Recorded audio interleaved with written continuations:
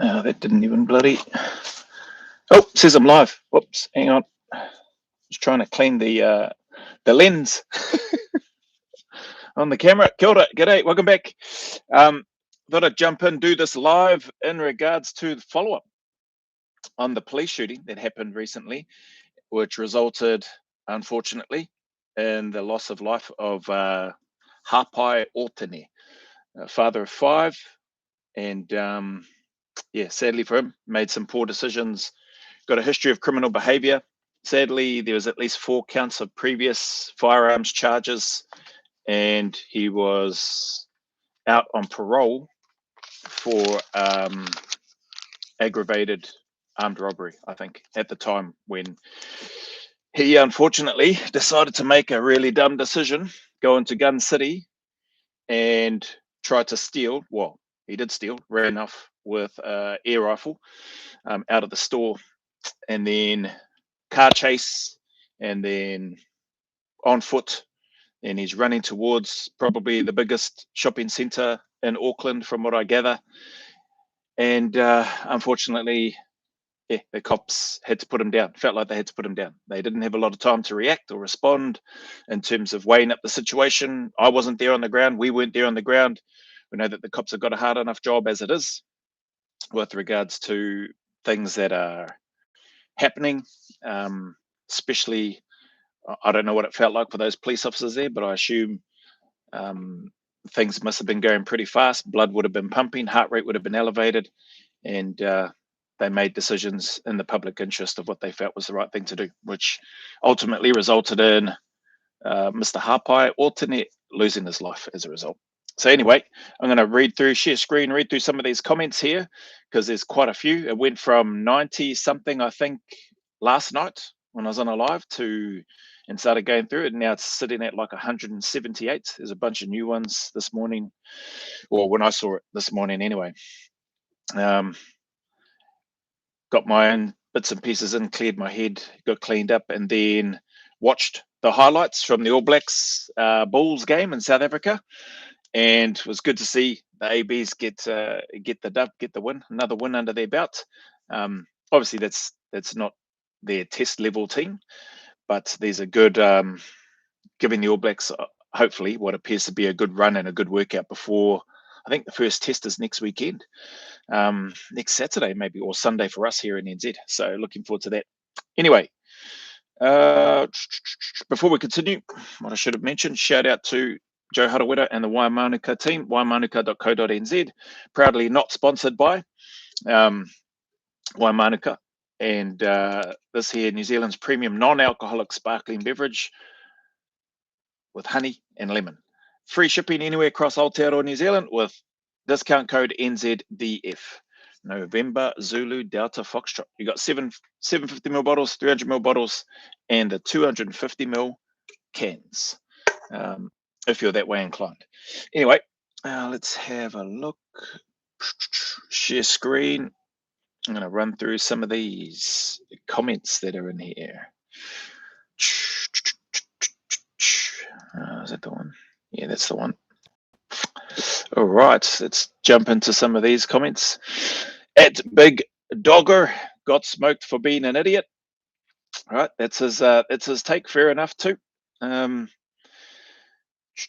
Kiwi792, if he puts the gun down, then he doesn't get shot. Simple. Even if he continues to flee. Fair point. Lots of things that he could have done. There was somebody, I can't remember the name, but hopefully I'll get to it in these comments here, where they gave a really good outline. I think they started off by saying everybody's talking about what the cops should have done or could have done, whereas nobody seems to be focusing on or commenting about what Mr. Otene could have done. So hopefully I'll get to that and be able to run through it. He's got here, simple, even if he continues to flee, run into a mall with a gun, especially with the past history he had, well, he can't expect anything else. Well done, New Zealand Police. In my mind, there is no way they are at fault. Cool. Good to read his comments. Still carries on. Can't imagine the outrage if police didn't shoot him. It's a fair point. And he ends up harming people in the mall. Everyone would be saying, why didn't they shoot him? Again, another fair point, but also ties in with that other comment that I was just mentioning earlier, or alluding to. People seem to be very focused on what the police could have, should have, may have been able to do, etc. and there hasn't been too many comments around what Mr. Altony could have done. Only a week or so ago, a lunatic ran down kids on bikes and assaulted pedestrians. Yeah, and we're having I forget what his name is. Got the English UK accent, and he's over here. I think he's serving as a police chief for that. Must be the Auckland area there. Giving another statement talking about the individual. He didn't have a gun and was not shot, even though arguably it could have been justified. Yeah, the guy's using a vehicle, by the sounds of things, ran down kids on bikes and assaulted pedestrians. Is that what happened? Ran down kids, or was he running on foot? I don't know the actual story of that one.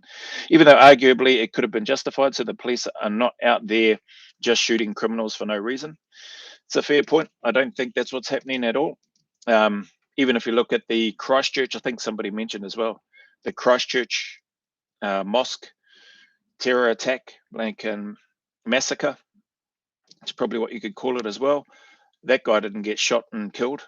Like he's still alive as far as I know. And the twat is, I think he's trying to plead not guilty or something. Do dumb things with guns and these consequences happen. Take drugs and become under the influence, making you do dumb stuff. Then unfortunately, that is still on you. Yeah. I don't know if he was on drugs. That was just, I think, one of the comments. Sorry, not comments. One of the thoughts that I had when I was talking about that whole thing, when I was reacting to it. Sad as it is, there are avenues to help get off drugs, which is true. It's a hard road, no doubt, which is why most don't take it, but you can't blame others or the police. Simply consequences for actions he unfortunately chose, no matter how good of a dad or partner he was. Clearly, he was not putting them first with his action this day. Yeah, I mean, doesn't look like it, eh? Doesn't look like it, doesn't sound like it. Again, I don't know personally, not walking around in his shoes, not trying to justify it either. It doesn't appear like he was putting his family first, or maybe in some crazy way he thought he was. Maybe it was a way to make money. Maybe it was a way he thought in his head that he was gonna not hurt anybody when he seems to have a history of violence against other people, and somehow be able to support his family better. I don't know. All of that is gone with him now. He's no longer with us. At Dino Hunter, he made his decisions and got shot because of it. Good work, NZ Police. Here we go. The Tamihana can't blame the cops. Some people truck around and find out. Yep. A lot of these comments, vast majority of these comments, including the ones that I've just read so far, I agree with the comments or with people's opinions. It's this fella, Oga Bugger. In some countries, they cut off your hand for theft. I support that. Oh, there you go. That fella has got some other interesting comments further on down the track, which we may or may not see.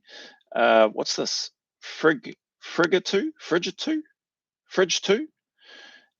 4 firearms convictions and armed robbery, question marks. A licensed firearms owner would potentially get more than 20 years for that lot, not even including the robbery. It's ironic that if he'd been in jail, he'd still be alive. Those poor kids.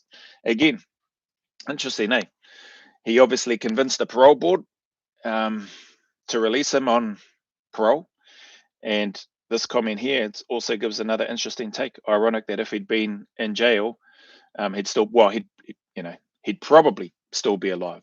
Don't know for certain, but when it's our time, it's our time. But yeah, it's another interesting point.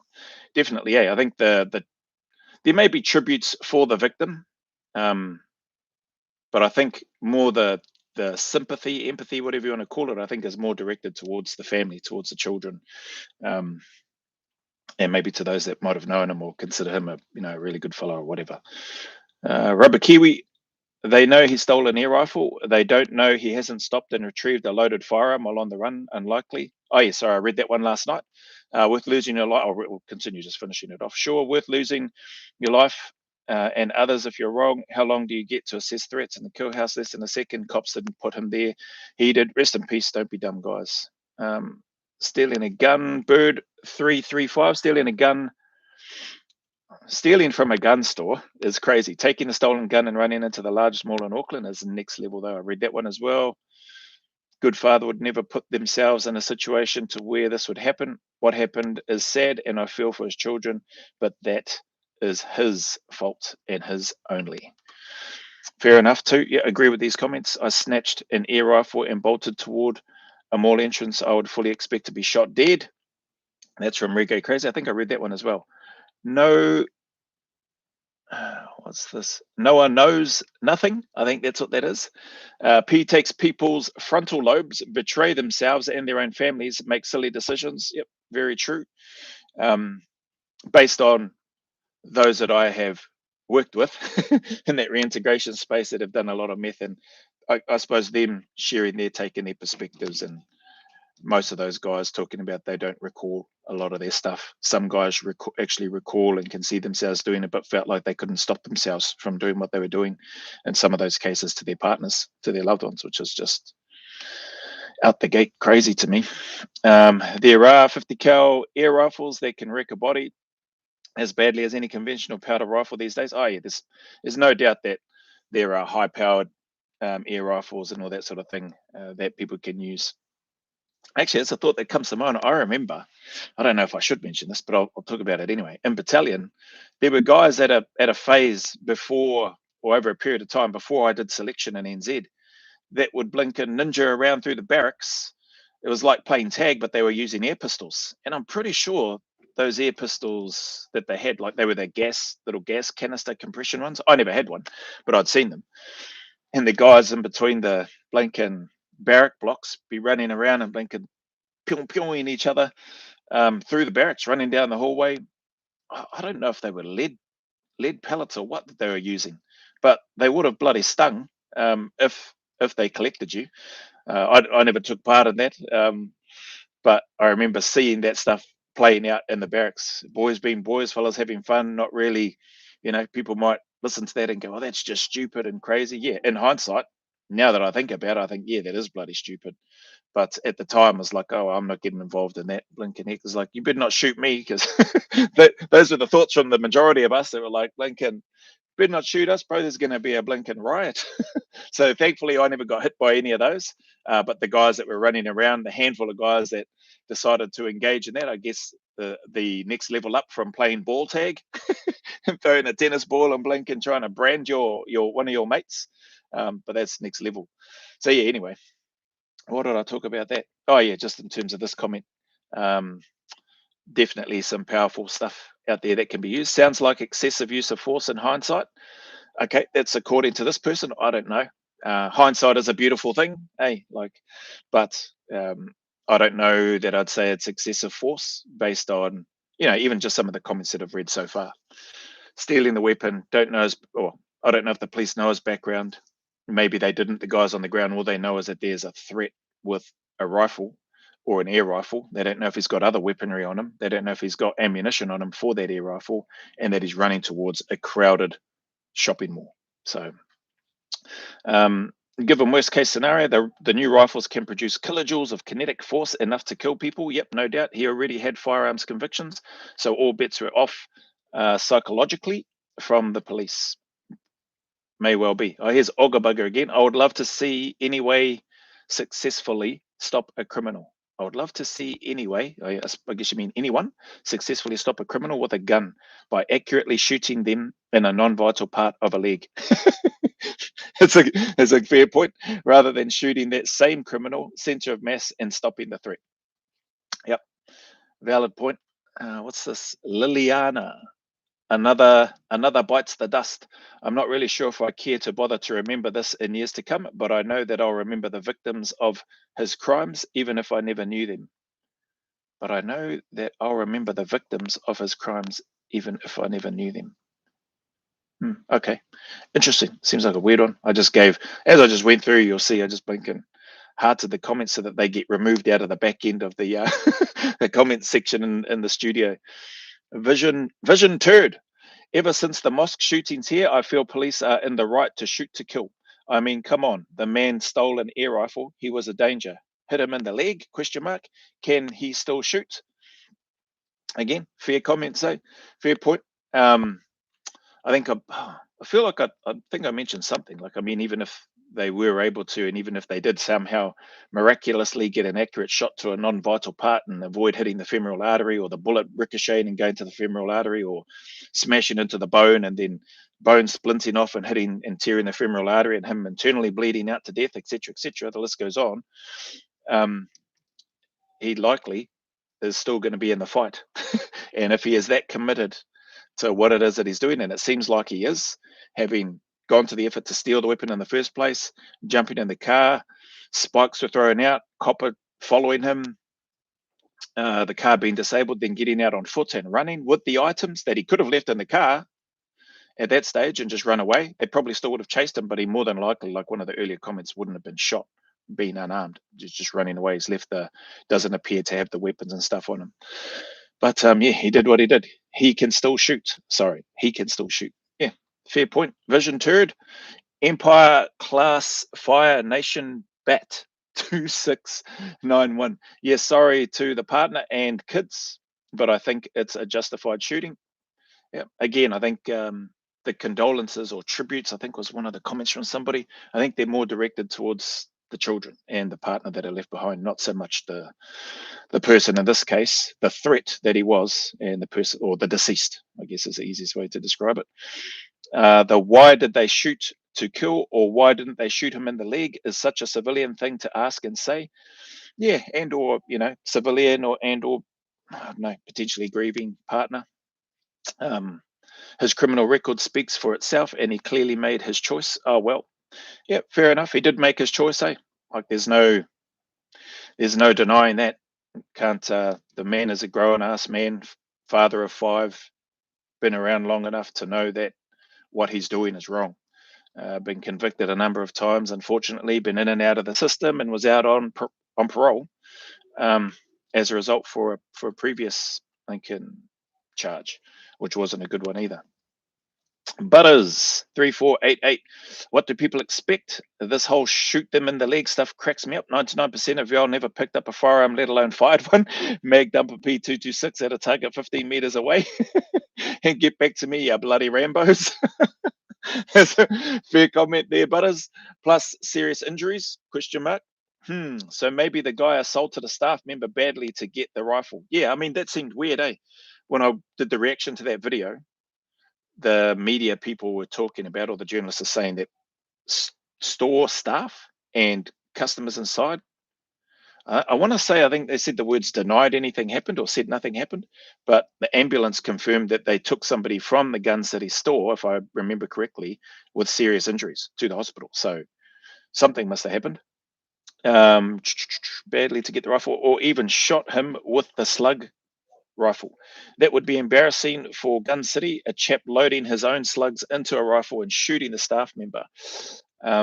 This is all my speculation and assumptions, by the way. Interesting. Yeah, I mean, the investigation's obviously ongoing. There's going to be a lot of stuff that happens in that, in terms of not only the police officers' actions or the police involved, not only the actions of the individual, which there's information coming about his previous criminal history and family circumstances, but also there'll be investigations, I would imagine, into the Gun City store itself and what their processes are and how they go about issuing, or what the process is when they're allowing customers to get a feel of the weapon, which I think is fair enough.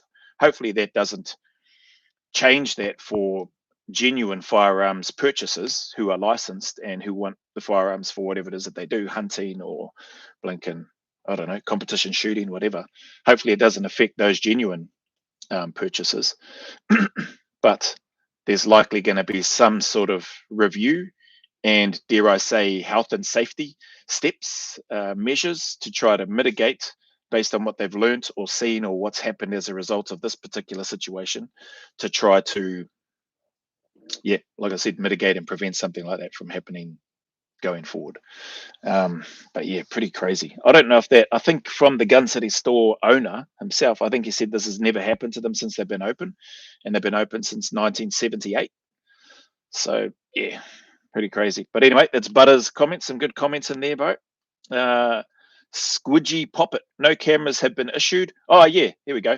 The union has been asking for them. So let's talk about the shooting. Training is for center of mass. You know, a red dot is not accurate in general. Staff don't have access to DMR. There's a lot more, but not posting that. And then the old red diamond. Squidgy Poppet. So the no cameras, that's interesting. So when I was talking through the reaction, I was just basing that on an assumption. And I think just vividly in my mind, being breathoed on the Blinken Hill up past the next to the police college here just down the road. I keep calling it Warspite Ave, but I think it's Whitford Brown Avenue or something, that part of the hill. Anyway, those that know the area in Porirua will know that particular hill. I just call it the Blinken Warspite Avenue Hill next to the lagoon going past the police college. They oftentimes have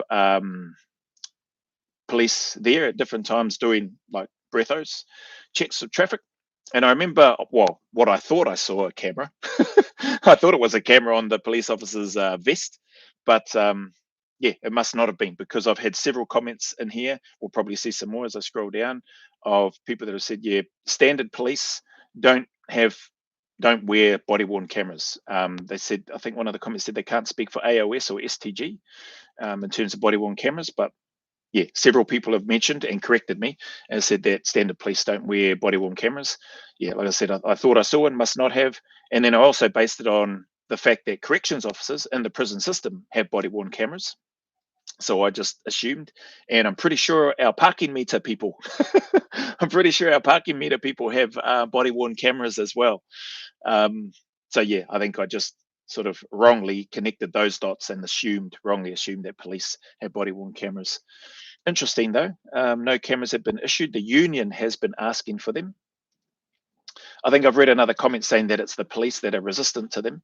I think just on the body worn cameras, sorry to go off on a tangent, it brings back memories from my time. I think I might have spoken about it in another video a while ago, while I was working for corrections in the head office, and there was a paper that came through for body worn cameras to be purchased and used within the community services space. So the when people are on when people are on PD, periodic detention, or community services, and you've got the custodial and non-custodial aspects of the New Zealand correction system. I don't know if it's the same for Australia, if they use the same terminology, but custodial, they had body worn cameras, corrections officers, etc. Non-custodial, those that have got community services that they need to carry out or to serve in. There was a paper that came through. Anyway, there was a big push within the office for body worn cameras to be purchased, to be brought in. There was a particular manager who was very passionate about it. Anyway, my role was I guess you want to say the person responsible to assess those requests coming in, and then look to get an understanding from both sides of the coin, so to speak. So from the people in the community that are going to be expected to wear those body worn cameras, and the rationale around having them and not having them, so that we could step away from the ivory tower, the head shed from National Office, which is where I was based and part of my portfolio, putting things onto people on the ground and saying, we've had this great idea here, now you have to use it, and or here you have to now make it work.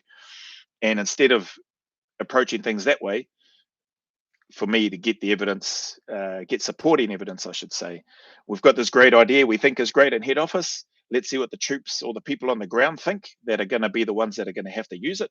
What are some of the factors that we haven't considered, or that maybe haven't been thought about, before we just go and spend all this money, which would have been a few $1,000,000, and then go, here you go. And then they don't want to use them and they hate it. And there's blinking, upset and uproar. Anyway, luckily we did that, because long story short, turns out the vast majority, like overwhelmingly 95+% of the people, including the managers of those community services areas or the non-custodial areas, departments, overwhelmingly were like, no, we don't want those. And they had some good rationale. They spoke about it. They said they understand from a custodial perspective in terms of, the regular assaults and stuff that do happen in the prison system, on corrections officers. And then they spoke about from their perspective, though, they're not necessarily viewed as corrections officers or prison guards or police or corrections themselves.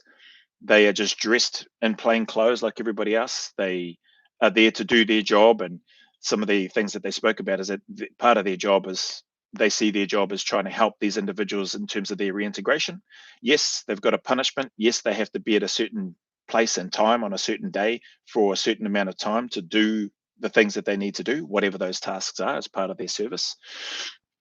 But the people that are there to oversee that, to facilitate that, they're there in a more of a capacity, and not a prison guard, like I said, but they start to build relationships with them as well. I don't know if it's friendships. I did hear and see some of them when I spoke with some of them say that you're building a relationship of trust, and for them, they felt like if they're now kicking around with a vest on and body worn camera and like being viewed to be filming everything, they felt like that would put them in the same sort of category, in terms negative category, in terms of how inmates view corrections officers by and large. So there was some really interesting feedback. Anyway, got all that information, presented it, went back to to the union as well, to the leaders at head office, with all the data that we had, and we didn't buy them. We didn't get them. Saved a few $1 million in terms of getting those cameras, and and things carried on. Now, is that the right call? Who's to say that, what if one of those people, or one of the other people that's there on a community services sentence, doesn't murder somebody else, or something bad happens and their camera footage is just going to film that happening, eh? I mean, maybe a poor way to look at it, but camera, maybe it could do some good, maybe it wouldn't. Maybe it would flare things up and escalate tensions and people's mistrust of the people that are there to facilitate these people in their community services, a whole bunch of things.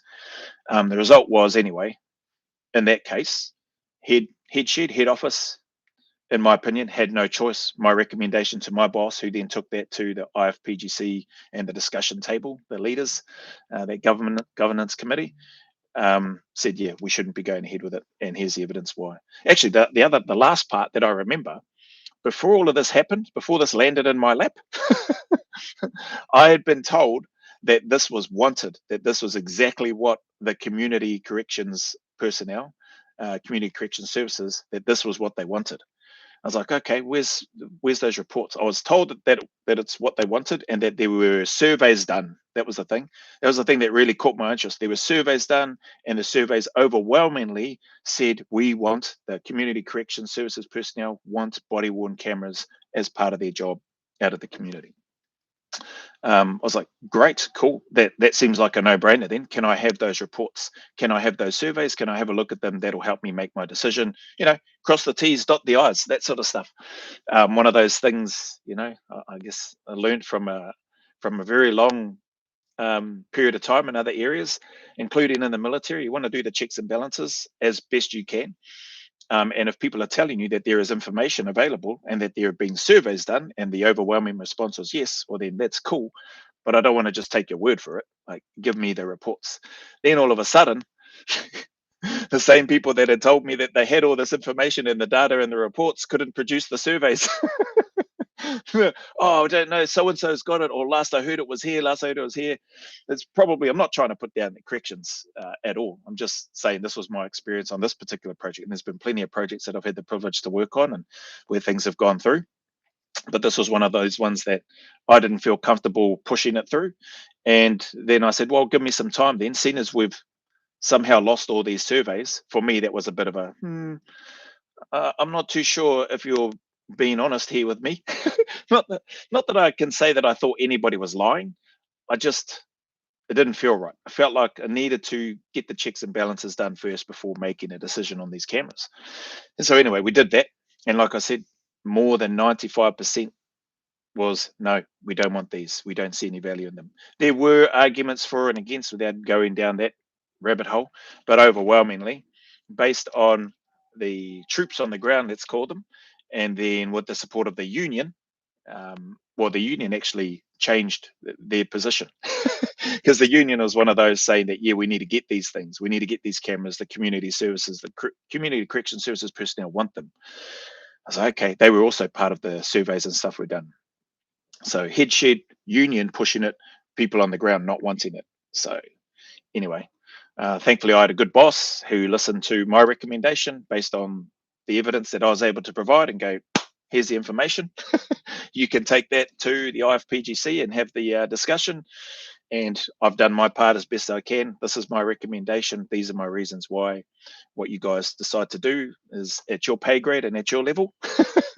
And I've done my part, communicated back to the community correction services personnel, the managers at least anyway, and those that I was in working with to coordinate and get the messages out, letting them know that this would be my recommendation, that we don't get them. So whilst I was there, they didn't have them. Maybe they have them now. That went off.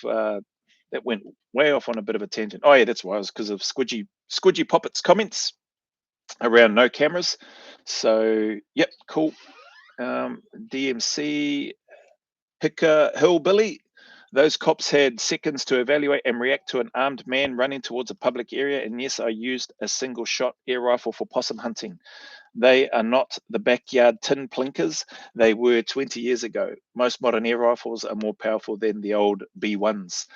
Also, I know the cop that fired will carry that with him for the rest of his life and ask himself, what if every day? Some really good comments there from old Hicka Hillbilly. Yeah, very little time to react in regards to, and again, I don't know what was being presented to the police officers at that time, and seemingly there's no body worn camera footage to be able to get a better idea in terms of what it was actually, or what they were confronted with. But they were confronted with a threat nonetheless, a person that decided to steal an air rifle from a Gun City shop and was refusing to yield and refused to even leave just the weapon in the vehicle as he looked to try to run away on foot. So plenty of risks there. Yeah, modern air rifles more powerful. I know the cop that fired. Yeah, and a really valid point. The police officer and or police officers involved, excuse me, I guess when all the forensic evidence and testing and all that sort of stuff comes out, because there may have been more than one police officer that got rounds on target, so to speak, they'll be, that's something that they'll have to carry and live with as well. They may even, see comments or reactions like mine or videos or read people's comments, which could have an effect on them. Hopefully not. Hopefully they don't have to worry about going through that, or maybe they've got enough experience to just be like, yeah, I'm not even going to go into that space. There's no need for me.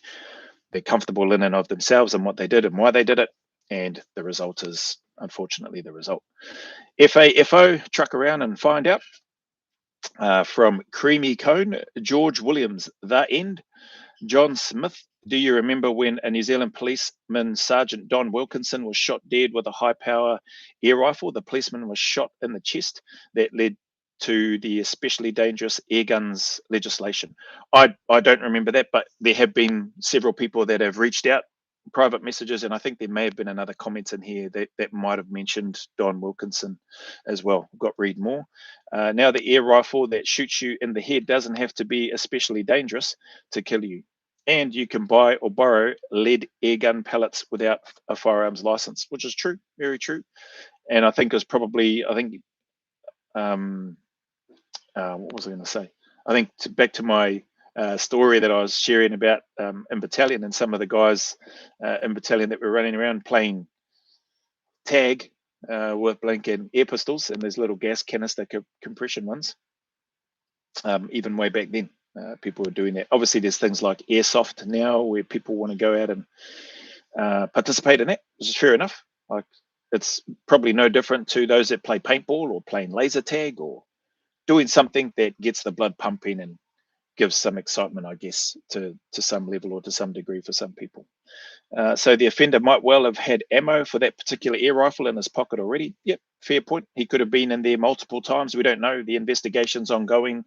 Maybe he's been in and out of that store several times to get an understanding of which one he wants to eventually steal, get an understanding of what they're like when he asks to, can I have a look at that one?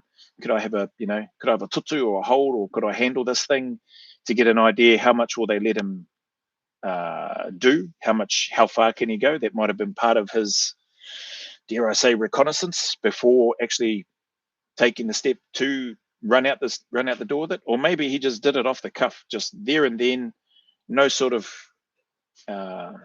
reconnaissance done prior to, just went in on that day fresh and just came up with that idea and thought on the spot, and maybe that's what he decided to do. Who knows?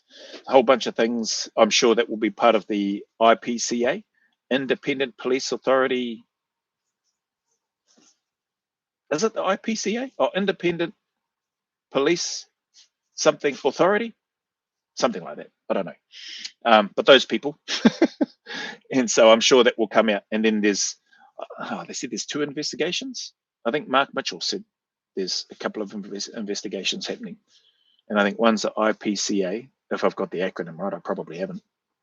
And then maybe an internal police one. But yeah, there's probably a heck of a lot more to come out, and I don't know how long that investigation is going to take. But they definitely may have had ammo, which the police may not have known. Don't bring an air rifle to a 223 and 9mm fight. Ben Hayes, this thing is the guy could have had ammo in his pocket. So, yep, several people have shared similar thoughts. So there we go. Sergeant Don Wilkinson was killed with an air rifle. I think this may have been one of the comments that I received in relation to this. I think there's a guy, it might be for this, let me just have a look here. It might be for the Sergeant Don Wilkinson situation, who is being released after serving a life sentence. Let's have a look. I just got to check the comments that I received. Bum, bum, bum. Dun, dun, dun, dun. Oh, I can't see it now. Maybe it wasn't. Oh, maybe it's in that audio message, which I won't play that on here. Sorry, bear with me. I'm just seeing. I thought I'd. No, maybe it's in one of those voice audio message ones, which I won't play on here. Anyway, come back to the comments. But yeah, so second one there so far in this video follow-up with regards to going through these comments. Sergeant Don Wilkinson, rest in peace to that fellow in terms of what's happened. But apparently there's a person that has been released recently, or was getting released, or has been released recently, who was involved in a chase, fired an air rifle, it hit a police officer. Police officer died. I think the comms were that the air rifle lead pellet is what killed him, but I think the autopsy said that the police officer died of a heart attack. So it may not be this Sergeant Don Wilkinson. It may be somebody else completely different. But that's some of the information that I've received. So there's a number of people. Some are in law enforcement. Some are still active military. Some are just keen. Seems like investigative people that go down rabbit holes, much like what I'm doing on some of these reactions. And then they send me stuff, links, articles, and other bits and pieces of what they know anyway, or what they've found. So yeah, I'll make sure I don't disclose who those people are as I'm going through. Sergeant, I read that one. OG Green, priority number 1 will always be to neutralize a public threat, unfortunately. I don't know if that's unfortunate. Oh, the situation with regards to Hapai Otani losing his life. Yep, that's unfortunate for him. Unfortunate for his family members and his 5 children that are left behind. But again, as we've read, like, grown man made his decisions, and sadly, the police acted, responded, and conducted themselves in the way that they did for the betterment and safety of the community in which they've sworn an oath to serve and protect. So, Tutu Daza, I don't think you can shoot somebody and just expect they live. That's ridiculous. I understand her. She's trying. Oh yeah, I read this one as well. She's trying to make sense of it, make it make sense. If they shot him in the leg and hit the femoral artery and he bleeds out in pain, I read this one before. It's a horrible situation, but he put himself there. Be with your kids. Yep. He deserved it. 4 previous firearm. This is from Rack ZD411. He deserved it. 4 previous firearm offences and aggravated robbery. That's enough chances to learn. Yep. Again, fair points, man. Stephen, what a tragedy. How did he go so wrong in his life? Yeah, who knows, eh? Like, it's an interesting comment and point that you make there, Stephen, because I know in the judicial system, well, at least here in NZ, I assume it's the same in other places, like discounts or whatever the term is, are given to people in regards to crimes that they commit. If they plead guilty early, they're given discounts on their potential sentences for for an early plea or whatever it is, or a guilty plea. They're given discounts for upbringing and other things that have happened in their lives that could have contributed to them making the decisions that they've made.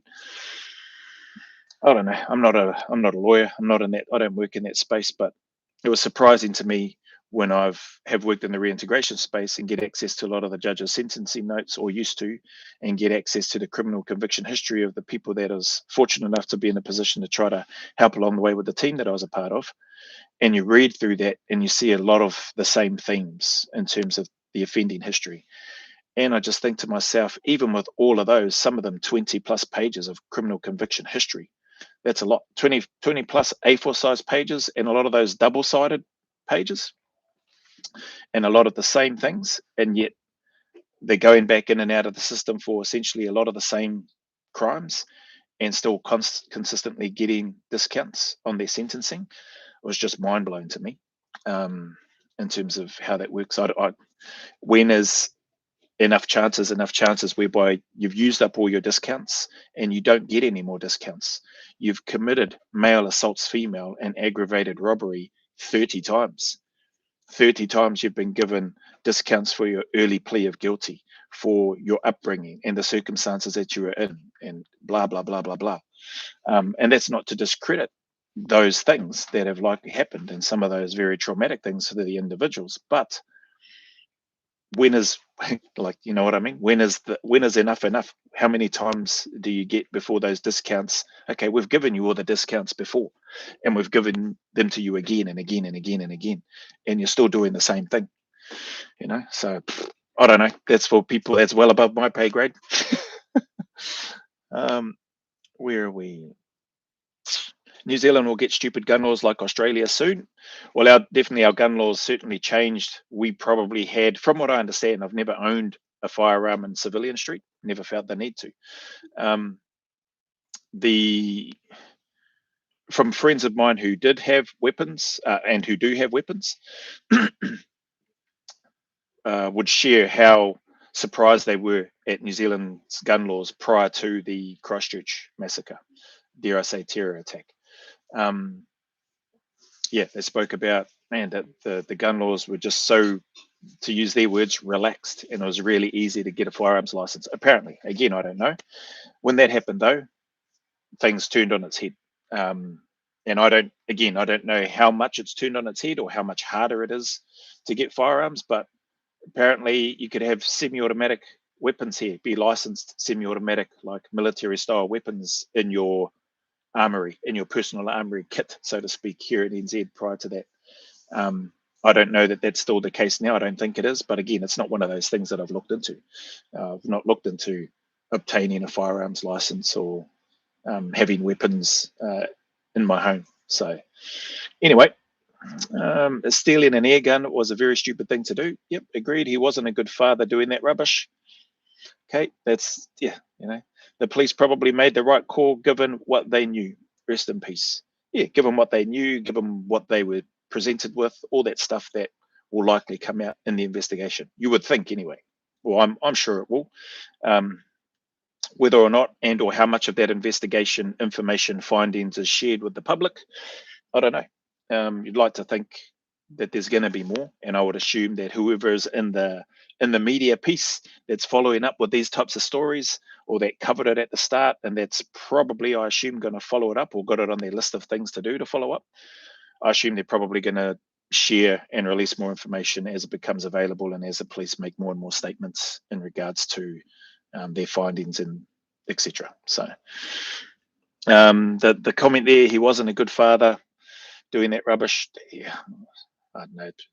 Easy for any of us, myself included, to sit back and think that and say that. And fair enough, that's your take and your perspective. I don't know what sort of father he was.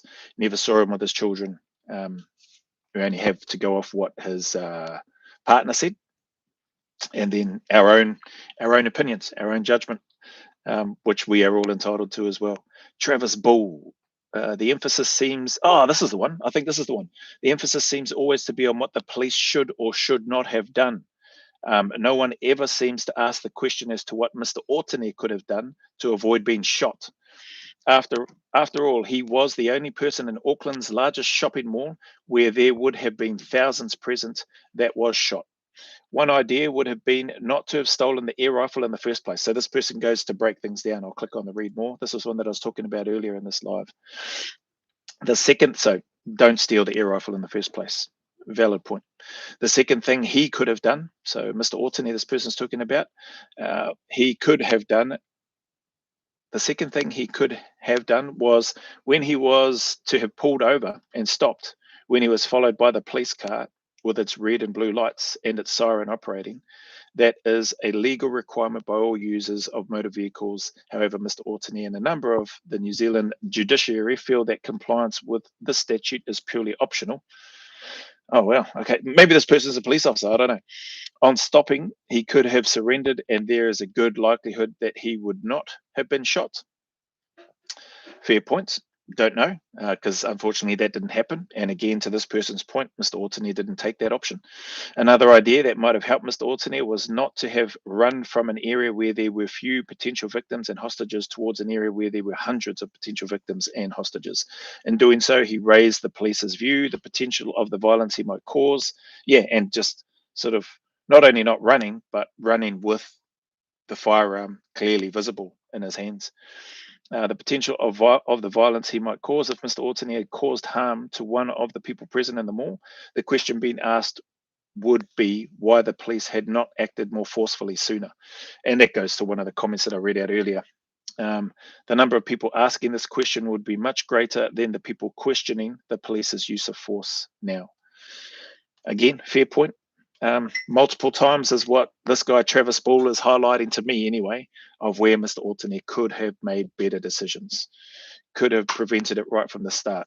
Had a thought, I'm going to go to Gun City and steal the weapon. Yeah, let's data dump that idea, and let's not even entertain that thought and just leave that, get rid of it somehow. But he didn't. If that one thing had been done right at the start in terms of what Travis Ball has mentioned here, we likely wouldn't be having these comments or seeing this video footage or me doing a reaction video to it, or let alone a follow-up video. Mr. Ortony had 4 convictions for firearm offences and was on bail for aggravated robbery. Aggravated robbery is theft with violence or threats of violence involving 2 or more people, weapons and or serious violence inflicted on a victim by a lone offender. I think that's why I was thinking, oh, maybe this guy is a police officer or retired, or, is very good at researching. Like I said, some of the different people that follow my space and reach out and send stuff from time to time. There's actually quite a lot of stuff that comes in, but there's a few regulars, which is cool. I suspect that these are not the only victims that Mr. Ortony had, but they were relevant to the situation, despite of what his wife /partner states. Mr. Ortony was not a good man. Okay, so this is this person's opinion as well, which we're all entitled to. I would go as far as to say that he was ethically challenged. Good men are consistent in their behavior to all people in society, and that they accept that people have the right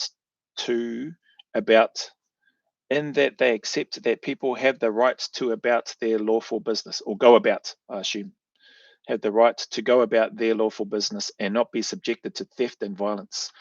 I believe that Mr. Ortony fell short of that ideal. Well, a very articulate, thoughtful take from this person at Travis Bull 1969. Thanks for stopping by. Thanks for adding in your comments. Oh, bloody hell. Sorry, peeps. I just seen, oh, thank goodness there's not many.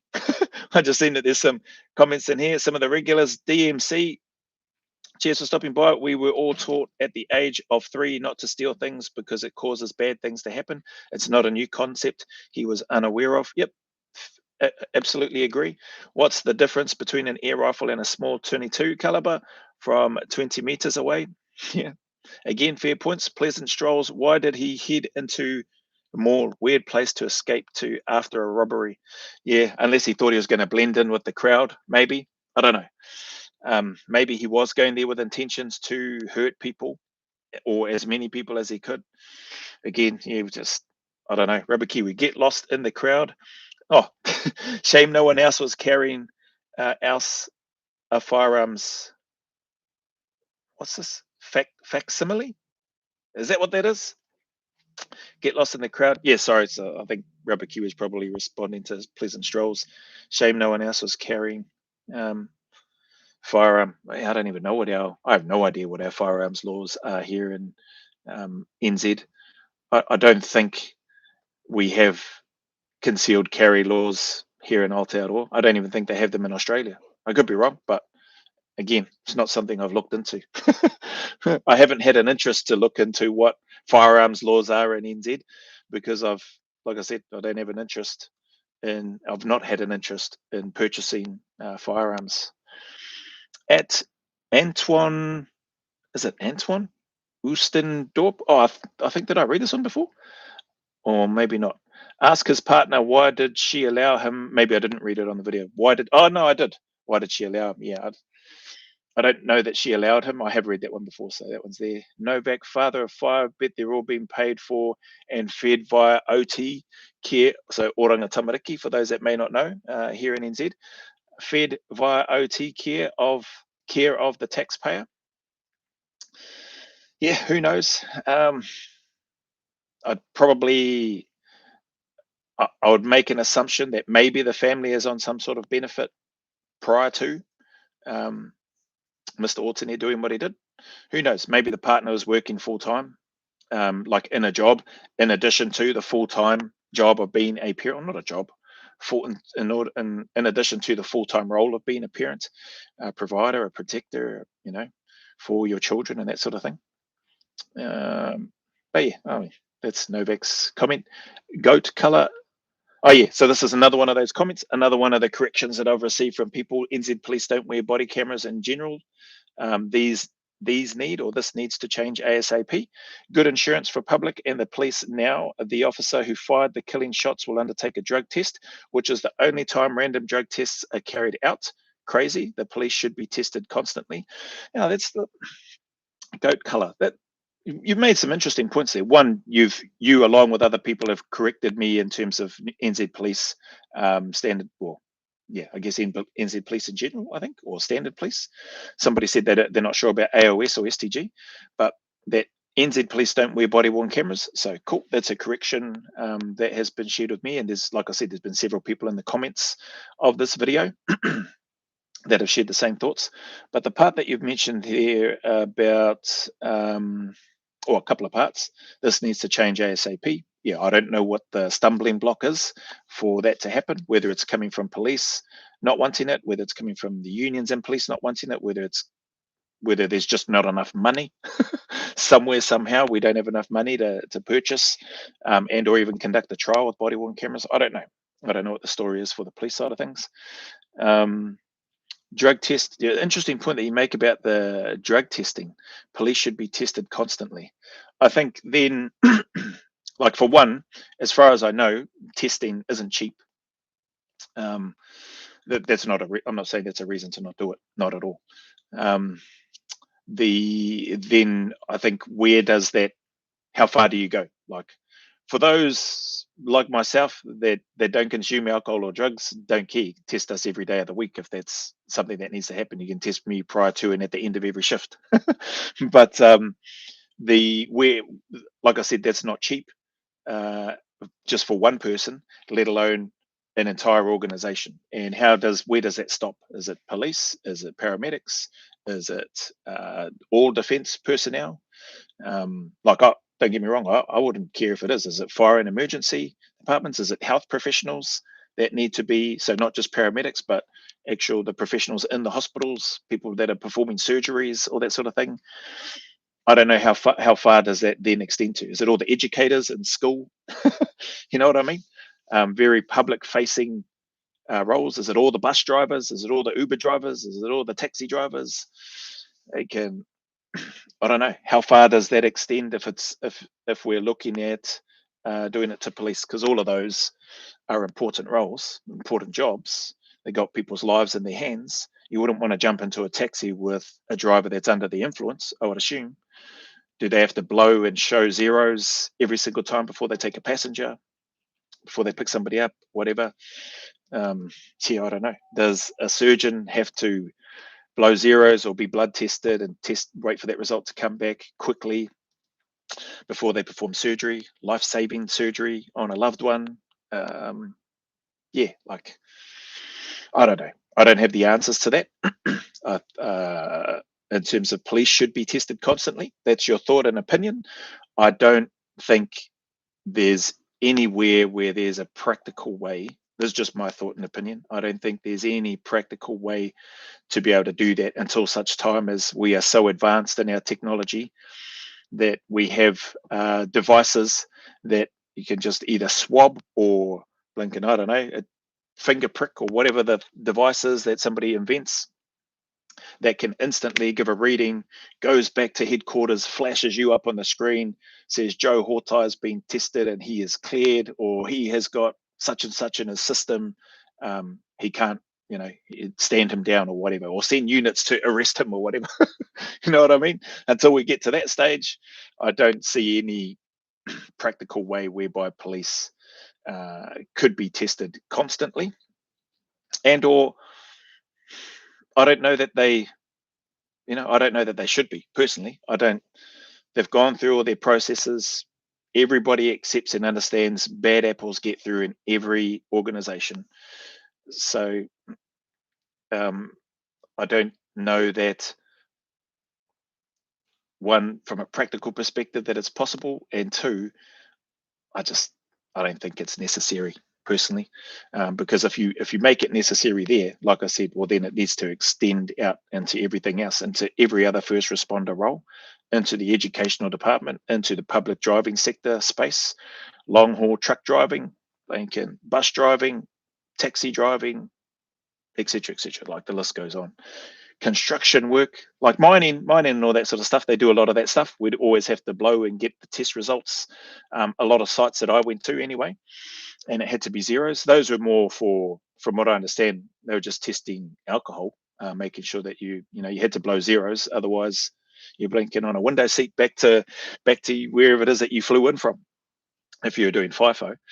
But again, if that's just, how complex and how much money, how much investment then needs to be spent into the devices that can catch all, that can catch all the potential blink and things that people might want to put into their body.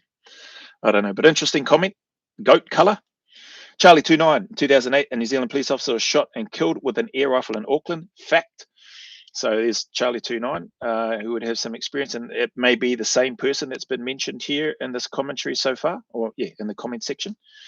What's this? Rubber Kiwi. His caring kind of made him stand out. It certainly did from the footage that I've seen. It definitely made him stand out, running with the long air rifle in his arm. Aussie Farmer. Did I read this already? I think I did. I mean, in the live, or maybe I didn't get to it. Lots of police officers don't know anything about guns. Oh, maybe I don't think I read this one out on the live. I had a firearm found outside my farm a few years back, or a few years ago. I reported it to police, who sent 2 officers out. I showed them and warned them I did not touch it or clear it. That's interesting, random. They proceeded to pick the pump action up and try to break it open.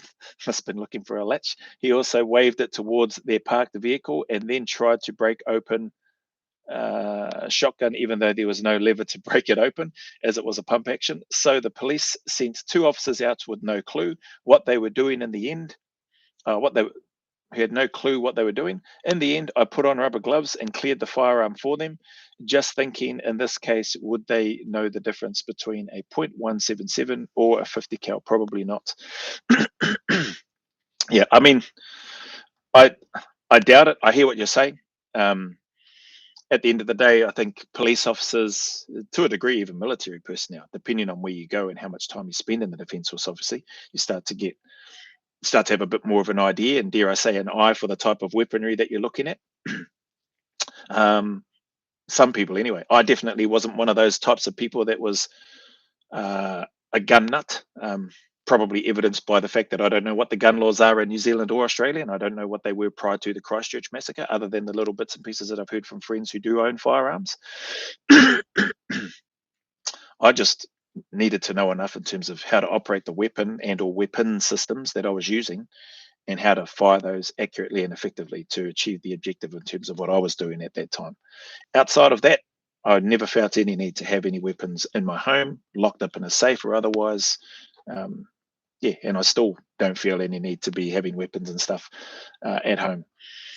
Just that, would I like to go out and shoot from time to time?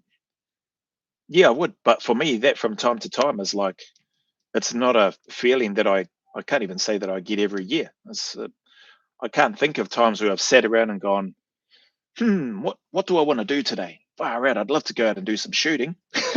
I just, I've not had those feelings. Not while I was in the army, not since I've been out. Have I had the opportunity to go do some shooting since I've been out of the army? Yeah, I have. It's been cool. Enjoyed it, but just it wasn't like I said, it's just not one of those thoughts. But everybody's different. It's probably, I know some people that just love to shoot and would love to get out and shoot every day of the week if they could afford it, is usually the comments that they share. They don't have enough money for the ammo, and then with the cost of fuel, having to travel to and from the ranges and stuff that they go to, it's just not practical for them, and I get it.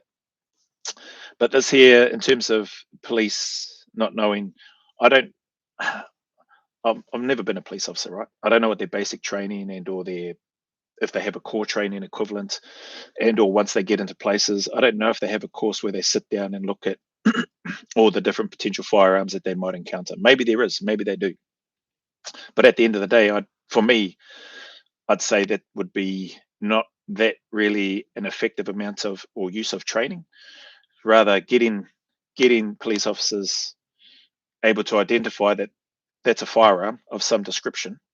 Don't know whether it's a plastic BB gun, pellet gun, or that it's a lethal firearm, or that it's carrying lead pellets or whatever.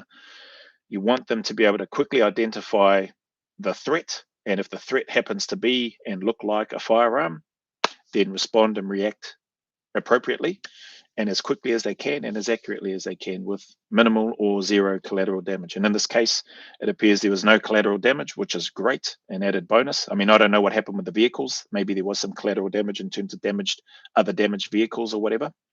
But thankfully, we didn't hear that a pedestrian or another motorist was killed as a result prior to, unfortunately, Mr. Hapai Otene being killed by the police officers. So yeah, it could have been a heck of a lot worse in terms of the training and officers not knowing. Yeah, I mean, I know if I'm calling police officers, or if I had to call police officers to come to a house, not for firearms related or anything, I'm not expecting them to have all the answers to everything personally. If they happen to be firearms, I'm not expecting them to give me a rundown of the type of weapon that this is, or the caliber, or its muzzle velocity, or what it weighs loaded and unloaded, and how many rounds in the magazine it can hold, etc., etc. Like, it's just not something I care about. I'm not after that from the police.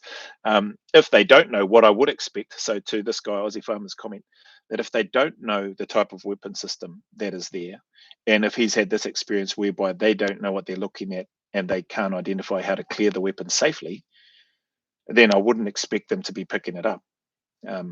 This guy may have said to them, hey, if you don't know what you're doing, just leave it.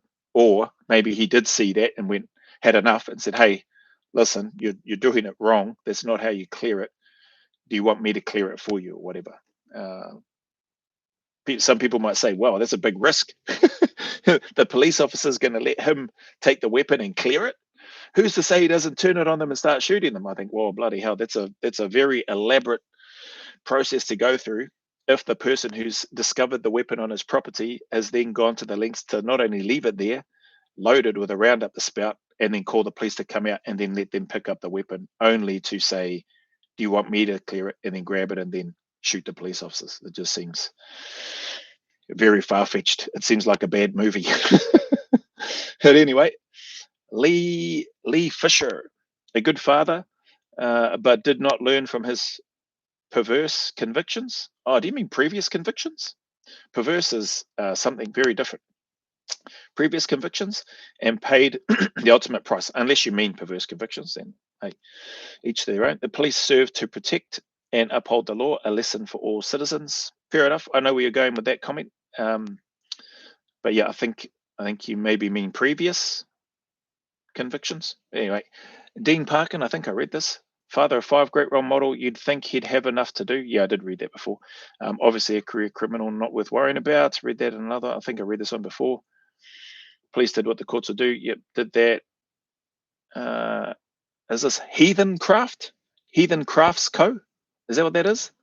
I'm unsure about AOS or STG, but yeah, this is one of those other comments. So again, like I said, been several comments in here correcting me. Thank yous for that, letting me know that New Zealand police don't wear body cameras like he's got here. I don't think I read this in the other live. It improves the safety of the officer and the public. Find it surprising that for such a simple thing, we can't implement it or won't. Seems a bit shady. So it seems a bit shady to this person, Heathen Crafts Co. Uh, Actually, one thing I didn't talk about when I spoke about the body-worn cameras in the community correction space, at least during my time there, like I said, I don't know if they've been implemented since then, was some of the commentary from some of the supervisors, I think is their title, or managers, whatever, in the community correction space, is that they felt that it would be a good way to identify and determine if the correction services or the community correction services officers were actually doing their job. I found that really interesting. I was like, oh wow. So you suspect that your community corrections officers are not doing their job. You suspect that they're not going to where they're supposed to be. So because that was one of the concerns from the community corrections officers on the ground, that it would be used as a tracking device to locate where they are, which I think those body worn camera that had some sort of function internally within them inbuilt. I don't know, but that was interesting from both sides, that community corrections officers were concerned and worried about being monitored by Big Brother, let's just put it that way, and that the people wanting them, and or some of the managers and supervisors in that space wanted them because they were worried that some of their staff may not be doing and or may not be where they're supposed to be during the times of the community services that needed to be conducted by those turning up. So I just, some interesting conversations, some interesting back and forth, as I discovered. Ultimately, at the end of the day, though, the surveys, based on everything that was being presented to me, the guys want them on the ground, or the guys and girls want them on the ground. We did surveys which prove that. The union wants them to have it. So we need to get it. Joe, we need your backing. We need your approval on this document so that it can, when it comes to the IFPGC, we can have the discussion, we can push it through, and then our people on the ground can get what they need, what they want. Well, lo and behold, the people on the ground didn't want it. The surveys that apparently were done were lost, or nobody could find them. Nobody could give them to me. So then I delayed it, conducted more surveys, spoke with actual supervisors and other managers and some of the people on the ground, got the consensus that 95+% of them didn't want it, had a whole bunch of comments for and against, presented that to my boss, and then he took it, ran with it there, and backed my decision, which was part of my role, to give him information, review these projects that fit within my remit, to then give him the recommendation to help enable him to be able to better present that at the IFPGC. But interesting comments on both sides. So I'm sure there'll be some interesting conversations if body worn cameras is something that's done. In the US, body worn cameras are used, like, or those, they've got body worn cameras and like their dash cam footage cameras and stuff as well, from some of the stuff I've seen anyway. But yeah, surprising. I would have thought we might have had body worn cameras here, but obviously we don't. Harley M, reducing reoffending. Well done, New Zealand Police. I might have read that one in the other one. I get the view of why didn't the police try something less lethal before resorting to their guns. Some people have said tasering. Why didn't they taser him? I don't know how close you want to be getting to a person who's holding a weapon. You don't know what he's got in there and whether it's loaded with a round up the spout, whether it's an air rifle or not. I don't know how close you want to get to somebody before then pulling out the taser and looking to taser them. I don't even know what distances the ideal distance is for tasering somebody. I'm sure somebody can put that in the comments, former police officers or whatever. But yeah, there have been some comments that saying, why didn't they taser him instead?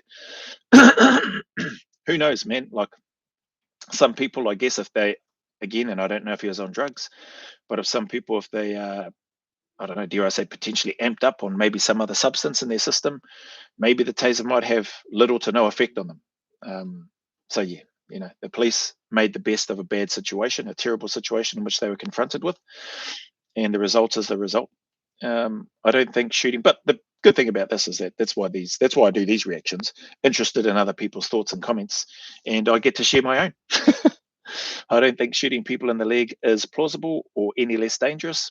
There you go. It's hard to hit someone in the leg as it is a much smaller target, and most police aren't getting the kind of training someone like you would have. This is from Alda Fayor, or is that a D? No, that's some sort of Faor. Apologies for butchering your handle. They should, but most people aren't willing to pay enough to see that happen. There are also some major arteries in the leg. Sure, you can probably get a tourniquet on it within a minute of shooting them and probably save their life. That's if they're not still resisting. That's if they're not still using their weapon to shoot back. If if somebody did shoot them in the leg, but it's far from no risk. Yep, agreed. I'd be curious to hear if the officers that were the ones to encounter and shoot him actually received the 111 report, or if they were just responding to what they saw. I don't know if that's a reasonable possibility or not. Shooting when you know it's a pellet/BB gun does seem excessive, unless they had good reason to believe he could do some real harm with it. Personally, if I knew it was an air rifle and I could clear the area, my thought would be to just take cover behind some car. You could look through the window without really being worried about being shot. I don't know. Yep. Interesting. Read people's thoughts. There are some, like we've read so far, and like, people may or may not be aware, there are some very high powered air rifles out there with lead rounds, which would very easily pierce a window or a glass that you may be looking through. Though I'd also wonder if the dispatch was really sure if it was just an air rifle. How often do they get things wrong? And do I really want to put my or other people's lives at risk over the certainty of that being reported? At least we have the luxury of time to be able to think all of this through. Yeah, and even then, with this luxury of time that we have, sitting in my armchair as I do so, even then, I personally won't be able to come up with every scenario or what if or response or answer to those things. That people will come in with their own experience and views and chuck comments in there. Like this person here has clearly thought about stuff in their own way and whacked comments in, which is cool. Odd Christchurch happened with semi-autos and shotguns. Yeah, and I think at that time, like I was saying earlier, I think New Zealand's gun laws were, according to some people that have them, use the words relaxed, and that they were surprised at how, dare I say, soft or relaxed our gun laws were in comparison to other countries like Australia. 51 sadly taken, probably not as relaxed as America, some people might say. What's this here? Semi-autos and shotguns, 51 sadly taken. He got cuffed and taken to jail. Really interesting points, eh? So for all I say all, for those people out there that are very clearly very anti the police, and there are a lot of people, fair enough, each to their own. Opinions are like noses. We're all entitled to them, and everybody's got one. But with regards to that, to be, I wonder what was going through those police officers' minds when they actually caught the guy and arrested him. Is it because he placed his weapons down? I haven't even looked into that. Did he place his weapons down, go hands up, and surrender? Is that why they didn't shoot him and kill him? I assume that's probably why, because if he's raising a pistol or a shotgun or a semi-auto weapon towards the police, I would assume they're going to engage him and shoot at him as well. And likely a similar result to what's happened here would have happened with him. But I can only assume that he put down his weapon and surrendered. Should the police still have shot him? Well, that's a matter of personal opinion, and people are entitled to their opinions and what they would do. Then you've got all the potential backlash. If he's unarmed and surrendered, there'll be people on the side saying they should have taken him into custody and due process should have taken place, blah, blah, blah. Then there'll be some people saying, you already know he's the guy that's just murdered 51 people. They may not have known the number, but you just know he's gone through a mosque and shot and likely killed a number of people, which he did. Just shoot the guy. So you're going to have people on both sides with regards to anything like that. But I don't know. If you know what happened, if that is the case, that he surrendered, put down his weapons, and that's why he was cuffed and not shot, I assume that that's why, and that's probably the only reason why he's still alive. 51 sadly taken. He got cuffed and taken to jail while in possession of far more dangerous weapons. Fair point. Got here, dumb Māori steals an air rifle. I doubt with ammo. Again, it sounds like he didn't have ammo, but again, as the further comments have said, we don't know if he had ammo on him already. Was he doing reconnaissance beforehand? Did he go away and get ammunition specifically for that type of air rifle because he knew that he had the intentions of stealing it? Don't know. I doubt with ammo. Gun City would and should have stated it on 111 call to police before directing officers to react on scene. Yeah, did they do that? I don't know. The investigation will hopefully reveal all of that sort of stuff. Yet he's full of holes and off the earth. Not much balance there, all unnecessary. So this is from Mana Solomon. You make some, I guess, fair points according to yourself and your opinion. I'm not sure necessarily where you're going with it. Is it a us and them thing? Is it a blinking colonial versus Maori thing? I don't think that's got anything to do with it, to be honest, bro. Fella could be blinking John Smith for all I care, and I think for all the police care as well. And if John Smith had have done those things, done everything leading up to and run into a crowded shopping mall with a firearm, I think John Smith is going to get it just the same as old blinking Hapai Alternate in this case. So all unnecessary, yeah, matter of personal opinion, that one, and perspective. Unnecessary, I don't think it's unnecessary. I think they acted again with the short time and space that they had to try to process everything, to weigh up the threat, to weigh up where he is, what he's carrying, what he's looking to do, how did he present, did he raise his weapon? I don't know. Again, all that stuff will hopefully come out in the investigation, weighing up the hundreds, likely thousands of other people in the area.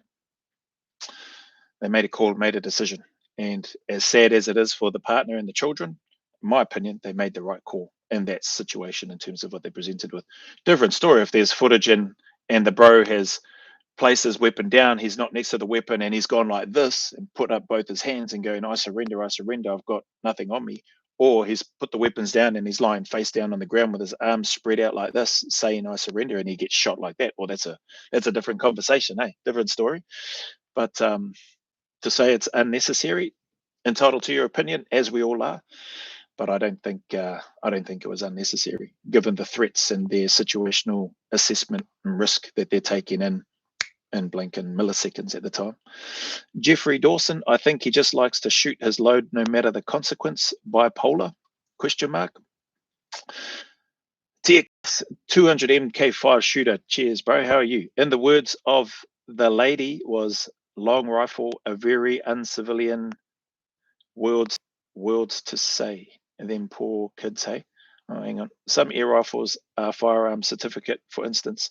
You could get a .25, 22 foot-pounds. The PCP FAC in Australia, 98 feet pounds, that close to 1200 meters a second. As you know, that's 1200 meters a second is definitely is gonna more than tickle. Okay, 200 TX, Tex, I'll call it. Tex for short. Save me reading out that whole long bloody handle. Tex shooter. There we go. ACC Cam. You are SAS. If some enemy, well, no, I'm not SAS. Retired. You are SAS. If some enemy was pointing a firearm at you in conflict, would you just shoot them in the leg? No. Oh, you've got it. No. So yeah, no, I wouldn't. I'd be shooting to kill them. That doesn't eliminate the threats at all, and you know better than most. Not trying to be rude or anything, by the way, and thank you for your service towards keeping the peace. Thanks for the comment. Not taken as rude at all. I think I replied to this saying, yeah, I didn't take it as rude at all. Cheers for your time. If an enemy, to your point, if somebody's raising a weapon at me or my mates, it doesn't even have to be pointed at me. If it's been raised at one of my mates, if it's been raised at an unarmed other person in the area, I'm raising my weapon to shoot that person, to drop them, not to injure them in the leg. different circumstances in terms of a military setting, civilian setting, but in terms of that particular description of what you've given there, I don't think a police officer or a soldier is going to do anything other than shoot to kill or shoot to drop that person. They're not going to look to shoot them and injure them. That doesn't eliminate the threats. Yeah, neither does, hitting center of mass either. Some people can still take a few rounds and may still take a few rounds before they no longer become a threat. Not trying to be, yeah. Okay, so cool. Thanks for your time and your comment there. ACC Cam, Ralph Watt. There is no situation the police cannot make worse. Yeah, I have no idea what this guy means. I think I replied to him saying, okay, cheers for your time. And then the twat came back with something. Let's have a look at that one. Yeah, here we go. So Ralph Watt, I don't know if you're on the chat, bro, or if you're on here, but clearly you had, oh no, it wasn't even him. It was Ogga Bugger. So it wasn't Ralph Watt. I got that wrong. It's this guy here who I replied to and called a dopey twat, which you can see in the comments here. But here, there is no situation the police cannot make, and then they've got worse. Oh, bloody hell. As I look at this now, I may be the dopey twat for my misinterpretation of what Ogga Bugger was trying to do. So as I have a look at it, I replied to this guy, my okay, thumbs up, cheers for your take. And then this fella, I read this.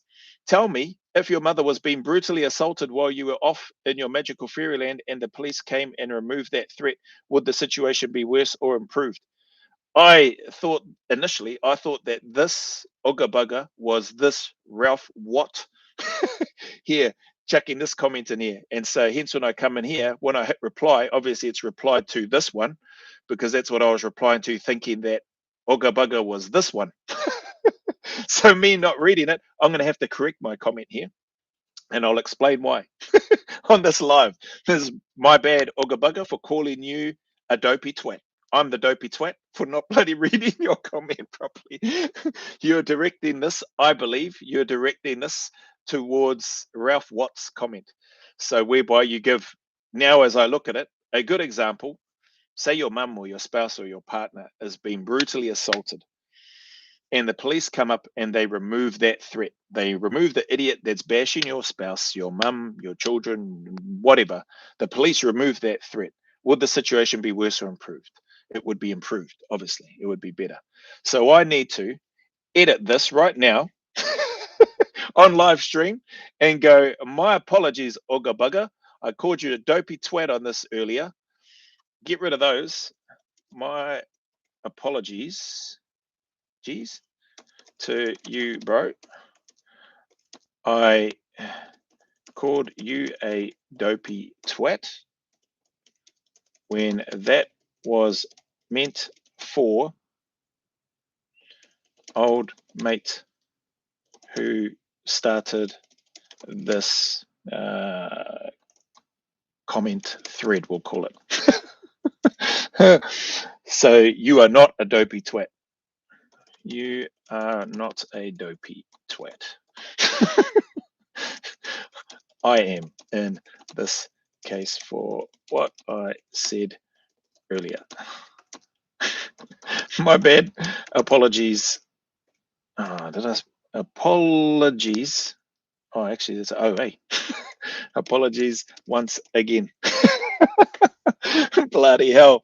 Ogga Bugger. So if you see this on the live stream at some point, that's my explanation. You probably looked at it and going, why is this clown calling me a dopey twat? Does he not understand my blinking message? Well, clearly I wasn't bloody reading it properly, until now. That's how I'm reading your comment that you've put there. And I assume your comment is in relation to and in response to Ralph, the dopey twat, with his comment at the top. Maybe that's what I should have just done here instead of saying, okay, Ralph Watt, cheers for your take. There is no situation the police cannot make worse. Let's go save so that's in the thread now. My apologies to you, bro. I called you a dopey twat when that was meant for old mate who started this comment thread. You are not a dopey twat. I am in this case for what I said earlier. My bad. Apologies once again. So yeah, hopefully he sees it. He may not. He might go, yeah, bloody whatever, mate. Not coming back here. So anyway, that's my apology. Sorry, bro. Come down. What's the next comment? Oh, what do we got here? Get lost in the crowd. It's carrying a kind of A plan so cunning you could stick a tail on it and call it a weasel. That's some Hollywood level shooting theory there. for for 4 fours later, you had 0.9 of a second. Don't be so quick to judge. Even a dopey twat is right twice a day. I definitely pulled the trigger quick on that one, Rubber Kiwi? Thank you, Nick. And there it is, blinking, outing myself for all to see on the live. But that's the beauty about live streams. That's what, like it's there in the moment. It's not AI, and you live with the consequences in terms of what happened. Old Ogabugga may not forgive me for what I put in there, because it would have been sitting on there for probably at least a day. And I've only just edited it now. Oh, sorry, it's been there for at least 14 hours, what I had on there. So my apologies once again, Ogabugga. I blank and pulled the trigger far too quick on that one. That's on me. West Delamere. New Zealand police shoot dead a man fleeing a gun store after stealing a deadly weapon and endangering the lives of countless people. Fixed your title for you. Oh yeah, I replied to this fella, say, Joe, bro, what did I have in my title anyway? We'll go back up and have a look at it later. I think I had New Zealand police shoot dead armed man or something like that. Anyway, thanks for fixing the title, bro. This guy, Wildcat Rogerson, was it suicide by cop? Maybe. Yeah, maybe. Who knows? W. Smith. Is that Will Smith? Have I got Will Smith? And Fresh Prince of Bel-Air here on my channel? Could it be? Probably not. But anyway, the New Zealand police don't have body cams, so the Cowboys can be trigger happy. Oh, there's maybe one of these people that may not be too keen on the police, it seems. New Zealand police don't have body cam, so the Cowboys can be trigger happy. Well, again, if the police were trigger happy, old mate from the Christchurch murder would be dead, I reckon. If the police were trigger happy, the person who murdered and shot and killed a police officer, was it Don? Apologies for getting the name in the thread. A sergeant shot him dead with an air rifle. He would have been shot dead too, then, eh? Seems like they weren't. If the Cowboys, as you described the police, are out there being trigger happy, dropping and killing whoever they feel like it, I can tell you what, the people that I worked with in the reintegration space, they wouldn't be around if that's what the police were doing. Not given their criminal history and criminal records. Some of their stuff was a very hard read, particularly the trial notes, which had the judge's sentencing notes and stuff in there when you're going through all of that stuff. So yeah, some very heartbreaking stuff in there. So anyway, but you're entitled to your opinion there. W. Smith will call you Will Smith 101. Kyle Barnett, did anyone see the brief interview footage of a young man? Oh yeah, this one here, of a young man saying the offender ran past him with the long rifle, which we see in some of that footage, in his arms. Seconds later, while confronted by police, the witness said the offender drew a pistol from his pants, and that's when police fired. Wow, I haven't seen that video footage yet. I haven't heard. Did anyone see the brief interview footage of a young man? I haven't seen that. But if that's the case, I have no doubt the IPCA and the investigative people that are doing their job will be speaking to that person or to that witness, especially if there's footage of it. So again, that gives additional context, which I knew nothing about. I'm not taking it as fact yet. Cool. And I'm not either. I'm just saying that would give additional context. And like I said, I haven't seen the footage. Just wanted to point out what an eyewitness stated. Okay, cool. Thanks for that. Actually, I've got a message in here saying, so in regards to the Sylvia Park Mall, so this isn't a comment, this is a private message that come through. In regards to the Sylvia Park Mall police shooting, I can add that the deceased was a member of the Killer Bees, which we know, FYI, and that the police were aware he stole an air rifle. Okay, so this person is letting me know that the police were aware that he stole an air rifle. I heard, but they've also got, I heard and cannot confirm in brackets, talk of 6 or more shots fired. Okay. 6 rounds fired, and I haven't even heard anything of how many shots were fired, unless that video said it. that I did the reaction to.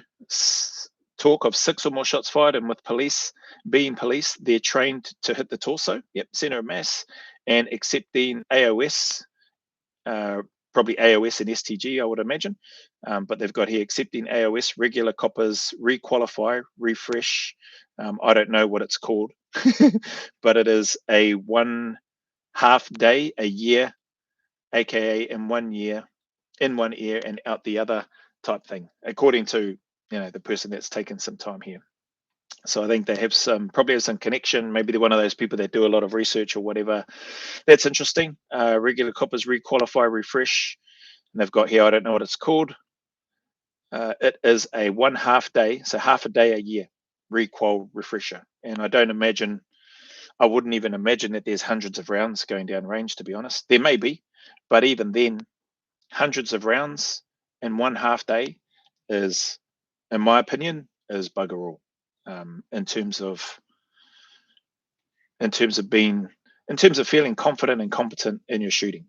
Obviously, the guys that took these shots, credit to them, man. Like, they obviously felt like they've got to make a decision, and they made what they felt was the right and the best decision at the time, and they managed to hit the target that they were aiming at. So, again, credit to them. Interesting. Thanks for that comment there, Kyle Barnett. Ram killed over an air rifle. That isn't itself powerful enough to kill, maim, yes. And why not tase? Oh yeah, here's one of the people that put in the comments about tasing. I would inquire about the call to police whether it was made aware of the non-lethal long gun. Yep, I'm sure that is part of their investigation. Ram Media. Interesting. 15 subs. Do you actually, or maybe you're not running a actual media, but interesting comment. Why not tase? I think I spoke about that earlier. I don't know what the distance is that needs to be for that to be as effective, but I would say it is wise on the part of the police and or anyone to have as much distance between you and a threat with a weapon as possible before you look at approaching and trying to tase somebody. I don't think it's a good idea trying to tase somebody from 20 meters away. I don't know. Again, I don't know how effective the tasers are in terms of, you go stand 20 meters away and I'm going to stand here and shoot this taser at you, or you shoot it at me. I don't know what the optimum and ideal range is for the taser, if it can even reach that far. But yeah, there's lots of things that could be unpacked in your comment that you've shared, and in all these comments, and likewise similarly in my comments and stuff that I've made as well. But yeah, tasing wasn't an option, not with what the police officers were presented with, what they felt the threat level was like, and they responded, in my opinion, appropriately, until such time as the investigation details are made available to us or shared. In my opinion, they've made the right decision based on the circumstances that they were faced with, and based on what little we know at this time. What's this one? Telstar 2 let. Good commentary. One thing though, New Zealand police. Oh, another one. So again, another one of those corrections that I've received. New Zealand police don't wear body cameras. They should, but they currently don't. I think I replied to this one as well, saying something similar to a couple of the other ones. I thought I had seen one when I was breathoed. I must not have. And so obviously I've been corrected several times, which is like, okay, yep. It seems like our police officers don't have body worn cameras, so that's all good. They should, but they currently don't. The old tasers have a built-in camera, but that only works if it is turned on. Oh, okay, well, that's interesting. Obviously, I remember reading this comment, but I don't remember that, so just reading it now. The old tasers have a built-in camera. Wow, that's interesting. But that only works if it is turned on. Police plan on rolling them out, but their budget is stretched, so I doubt it will happen anytime soon. The old budget constraints, across the board in a number of things. Oh, sorry. Don't be so quick. That's about right. I read that. Why not tase, which causes the target's muscles to contract while he has a finger packed with all kinds of muscles on the trigger of a possibly lethal weapon? Geez, that's a toughie, bro. Yeah, who knows, eh? Do they do any tests in that? In the police and military when they're tasing? I don't recall any of the taser testing being done on soldiers, and or that I'm aware of with police tasing their oppos holding a weapon. a fake weapon, even with blank rounds, even with no rounds, cocked ready to go, so that when you squeeze the trigger, it makes the click sound, and then taser them with their finger on it, and then see what happens. I've never heard of that sort of training, but yeah, it's a good comment there, Rubber Kiwi, in terms of yeah, tasing, testing, and or trying to tase somebody that's holding a weapon that looks like a clear threat running towards a public space. What's this one? At 22B. Well, an air rifle. Can you see an air rifle from 30 meters away? Because I can, and no one who knows what a break barrel air rifle looks like, and from a rifle scope or anything else along the lines of that. Oh, was this an AI response? So the police don't seem to open their eyes. How dumb are the police? This seems to be happening too much lately. Police shooting first. So I understand a lot about firearms. Yeah, I think this is a bot. Eh? Look, even the emoji there. And I can tell the difference between air rifle and a real rifle with my eyes, with my open eyes. So sometimes mistakes are made, but the police should be more aware of what they are looking at first. Anyway, I could be wrong, but anyway, it's a shame this happened. Holy heck. Yeah. Anyway, Blankenick, I went to go and have a look at this. Is this an AI channel? 3 subscribers, 22B, sorry. Anyway. Houston Celtics, we know that some of New Zealand. Oh, yeah. Oh, there you go. There's the title. NZ police shoot a man dead in broad daylight. That was the title. Holy heck, went through a lot. Actually, that's probably enough for today, I think. Maybe. Where are we? Yeah. Oh, let's have a look. Let's see what else is there after Blinken 22B. Those ones. ACC. There it is. Look at that. Got there reasonably quicker than I thought. Quicker than I think I would. Paul Gould, this is a tragedy. For a man to lose his life like this is an overreach of justice, in my opinion, is his. God bless his family. Okay, so that's Paul's opinion. And good on you, Paul. Cheers for stopping by and dropping your comment. He feels that that's an overreach of justice. Again, we don't know. I definitely don't know. I wasn't on the ground. So, but all of us, regardless of where we're from and what our backgrounds are and our experiences, etc., are going to form our opinions of what we see and what gets put out there. Like, that's part of what media, content creation, putting things out is for, to get other people's ideas, thoughts, and opinions. Some people will agree, some people will completely disagree. Some people will be neither here nor there in terms of what it is that they're looking at or listening to. So yeah, appreciate you stopping by, Paul. It is a tragedy. Overreach. I don't personally. I don't see it as an overreach, based on what little, again, I've said that we know about the situation and the milliseconds that the police officers had to make a decision in those circumstances and in that situation. Dan, New Zealand police have burned down. Oh yeah, this Blinken. This was an out the gate comment. New Zealand police have burned down churches with people inside and shot the people trying to escape. So he's no getting any help. Holy heck. Dan, I don't know what Dan's on or what places he's been, but I would assume that would be front page news everywhere, every day of the week. If you've got a link to this, that's not AI. I'm not interested in reacting to AI generated Blinken videos. But if you've got a link to this alleged police burning down churches with people inside and shooting people trying to escape, I don't know. You sound like a bit of a retard, I'll be honest. But I'm happy to be on the live and apologize, just like I did to Ogabugger, if I am completely wrong. But you sound like a retarded, dopey twat to me. I don't think I put that in the comments to you. I was just like, well, I've never heard of that before.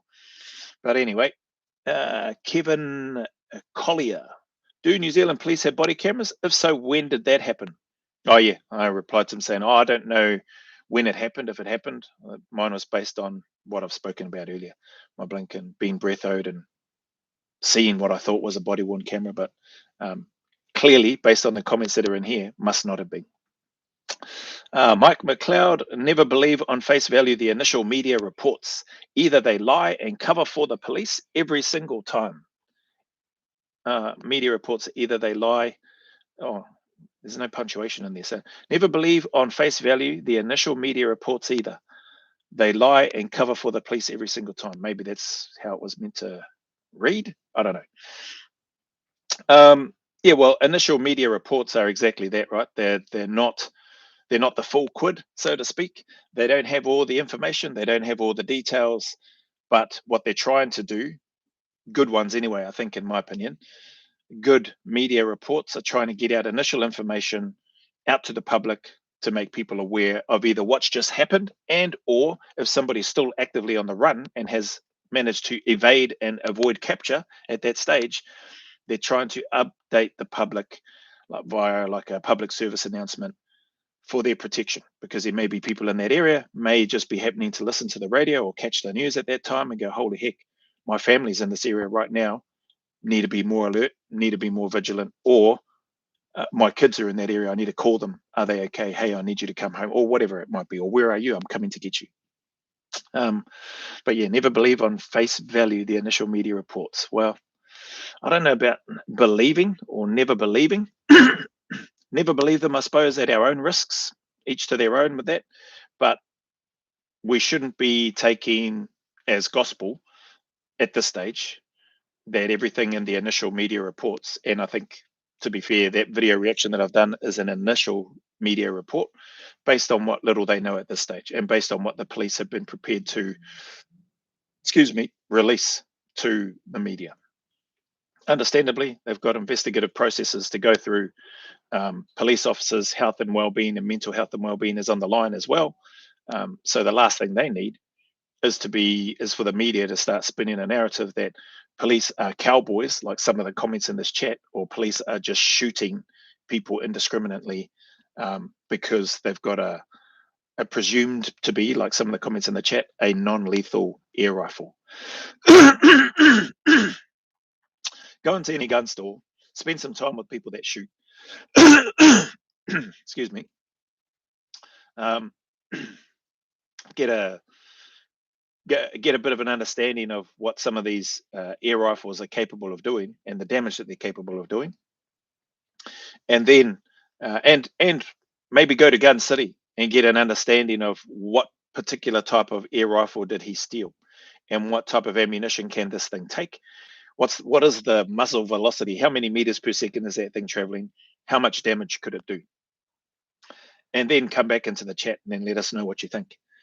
So there's lots of steps, I would imagine, that are taking place in the investigation, from the type of weapon to the processes in Gun City store to what was done to try to prevent him.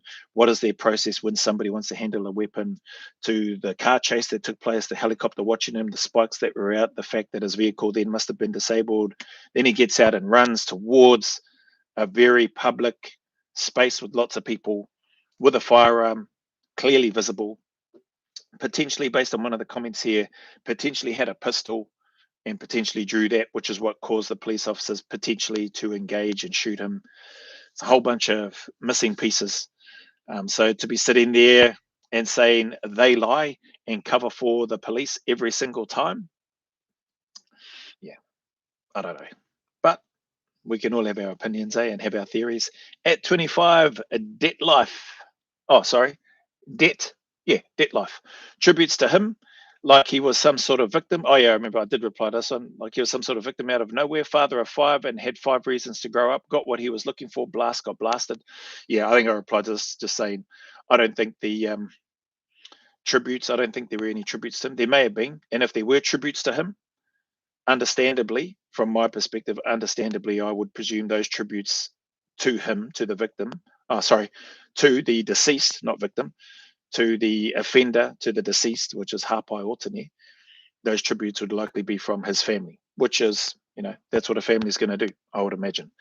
But in terms of if you're talking about tributes in general across the board, I think it's more condolences to his children and to his family, or to his partner and to his family, more so to them for their loss, that they no longer have somebody that they obviously cared about and loved as part of their family no longer being with them. That's where I think those are. He definitely, got what he was looking for. I don't know if he got what he was looking for. I think he was looking to steal a weapon, and I think he was looking to get away without ending up in the situation that he was in. But ultimately, he put himself there, and as you said, he got blasted, and he is no more. So police, like I said, made the right call. As far as the little information that I've seen so far, or what we've been made aware of. Gerald Coffey, what was he planning to do with the gun? Your guess is as good as mine. Oh, look at that. We got through all the comments. How good. Oh, okay. So I think the 100 plus is probably, where I've replied, and obviously other people have probably replied to the comments. Okay, cool. Well, that's managed to get through the comments. What did it say? 181 comments. That's good to see. Oh, look at that. How good is that? All Blacks immediate reaction to Vodacom Bulls at altitude that game. They still look pretty fresh and healthy. I saw the highlights, the 12-minute highlights. The All Blacks still look pretty fresh and healthy at the end of that, which is good to see. Definitely going to be another level, though, when they're playing the actual Springbok team. But, looks good, man, like in terms of the All Black stuff.